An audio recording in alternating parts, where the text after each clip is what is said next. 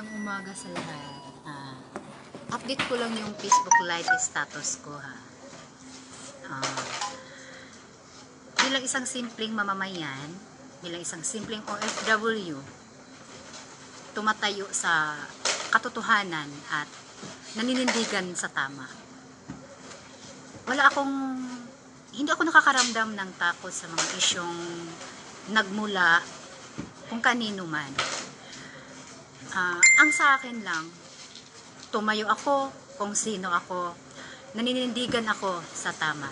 Dahil alam ko na wala akong inilabas na kasinungalingan or hindi ako nagbigay ng masamang impormasyon o maling impormasyon sa taong bayan. Ako ay naninindigan, ito ay aking ipinaglaban. Ako ay naninindigan sa taong bayan. Ako ay naninindigan sa katotohanan. So, sa mga kamag-anak ko, sa mga nanay ko, sa mga anak ko,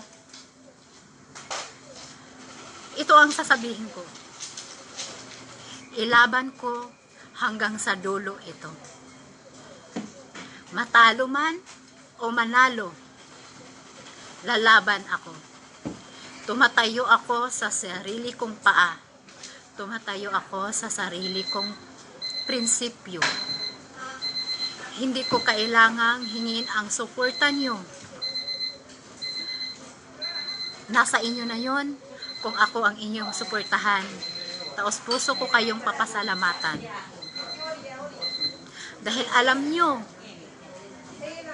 mula umpisa, kung ano at kung sino ako. Sa mga taong nagsasabi, ako ay hinahawakan ng mga malalaking grupo. Patunayan muna nila ang kanilang sinasabi bago sila magsasalita. Sa mga taong nagsasabi na ako ay may sakit, dito natin patunayan. Dito natin umpisahan ang pagsugpo ng mga kasinungalingan. Kaya ngayon pa lang, hihimukin ko ang mga taong nagsasabi ng malisyuso laban sa aking pagkatao. Patunayan nyo ang sinasabi nyo.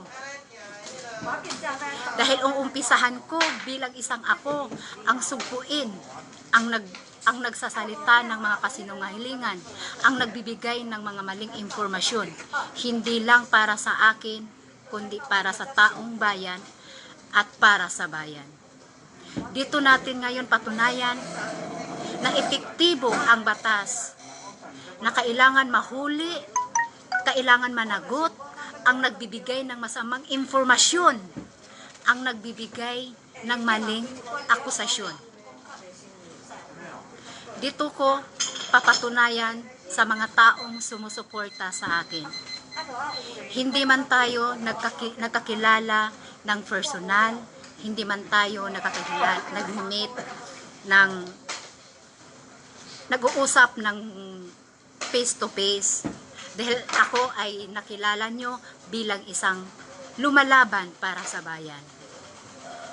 Kaya nyo ako sinusuportaan. Dito natin papatunayan sa laban kong ito, sa laban nating ito, na hindi tayo basta-basta magpasindak.